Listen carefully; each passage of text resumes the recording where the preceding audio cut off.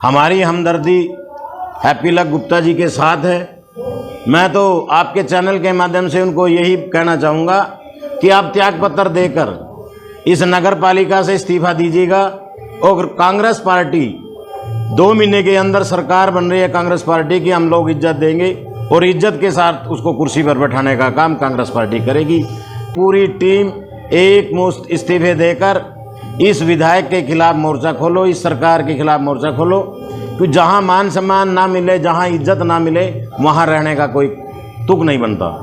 इस विधायक ने इतने सर पर बैठा रखा है कि आम जन की कहीं सुनवाई नहीं है।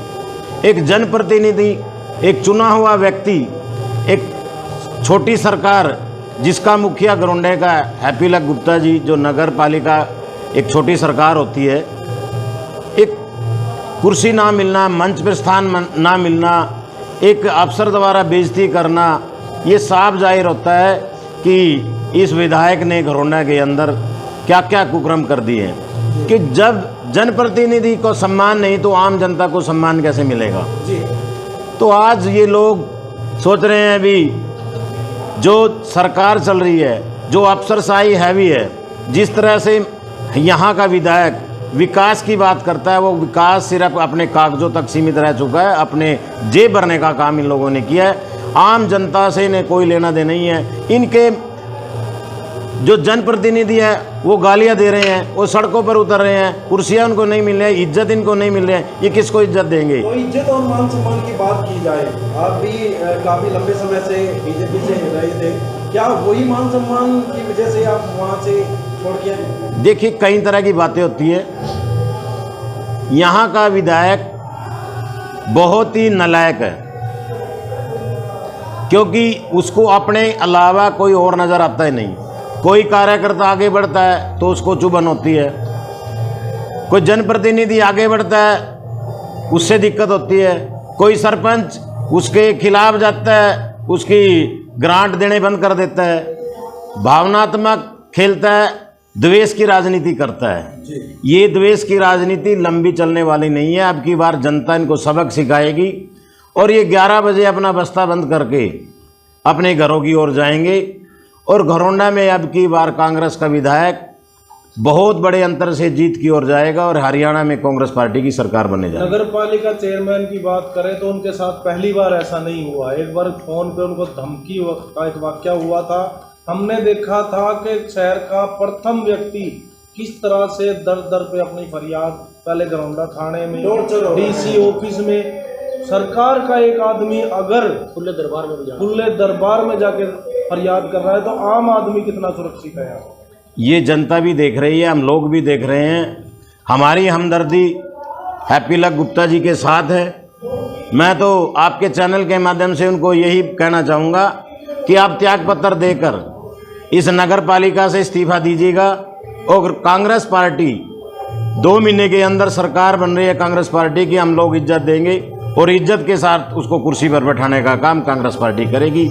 तो उसको तुरंत प्रभाव से जितने भी हमारे पार्षद भाई हैं, मैं उनके लिए भी कहना चाहूँगा, क्योंकि पूरी टीम एक मुश्त इस्तीफे देकर इस विधायक के खिलाफ मोर्चा खोलो, इस सरकार के खिलाफ मोर्चा खोलो, क्योंकि जहां मान सम्मान ना मिले, जहां इज्जत ना मिले, वहां रहने का कोई तुक नहीं बनता।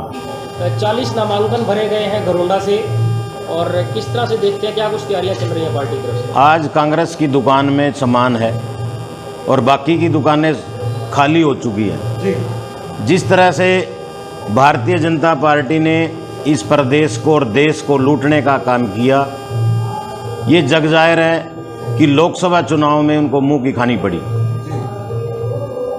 गठबंधन के सारे लोकसभा में उनको बहुमत मिला, प्रदेश की जनता ने उनको नकार दिया। लोकसभा के अंदर हाफ थे और विधानसभा में साफ हो जाएंगे वो लोग। जिस तरह से जनता ने मूड बनाया, आज कांग्रेस पार्टी की नीतियों से प्रभावित होकर हर समाज का व्यक्ति कांग्रेस के पक्ष में, गांव देहात में अगर हम लोग जाते हैं, डोर टू डोर कर रहे हैं, हम लोग पैदल मार्च कर रहे हैं, हम सभी कार्यकर्ता मिलकर।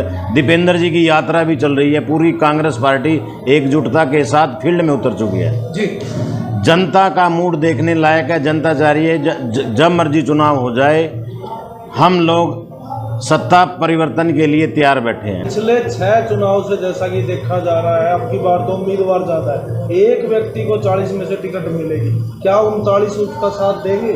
बिल्कुल 100%। जैसे 10 साल कांग्रेस सत्ता से बाहर है, आज कार्यकर्ताओं ने जिस तरह से लोकसभा के अंदर अपना 100% दिया, अगर कहीं कोई कमी पेशी रह गई विधानसभा में, सभी कार्यकर्ता एकजुटता के साथ हुड्डा जी के नेतृत्व में 70 पार के साथ हम सरकार बनाने जा रहे हैं। देखिए, जनता के बीच में मैं निरंतर पिछले 20 वर्षों से हूँ और कांग्रेस पार्टी के जैसे जैसे प्रोग्राम आते रहते हैं, मैं लोगों के बीच में जा रहा हूँ। लगभग मैंने 50 से 60 गांव इंडिविजुअली कवर कर लिए हैं। लोगों में भारी उत्साह देखने को मिल रहा है, क्योंकि जनता तैयार बैठी है। जिस तरह से भाजपा ने वायदे किए और वो किसी भी वायदे पर खरा नहीं उतर पाए, लोगों के अंदर गुस्सा है और पूरी लठ लेके गांव में बैठे हैं। भी भाजपा का कार्यकर्ता आए, इनको खदेड़ने का काम कार्यकर्ता करेगा। देखिए, वो बौखला गए हैं। जिस तरह से 9.5 साल तक जनता के बीच में जाकर उन्होंने देखा नहीं, लोगों के वायदे पूरे किए नहीं,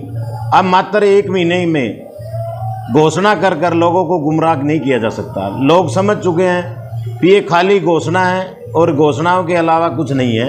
क्योंकि आज जिस तरह से हर रोज़ नई नई घोषणा करके ये घूम रहे हैं प्रदेश के मुख्यमंत्री जी, 9.5 साल खट्टर जी यहाँ से मुख्यमंत्री रहे। आज खट्टर जी की जो घोषणाएं थी, जो उनकी विचारधारा से उलट होकर नायब जी उनके फैसले ही पलट रहे हैं, उनके अंदर आपस में तालमेल ही नहीं रहा।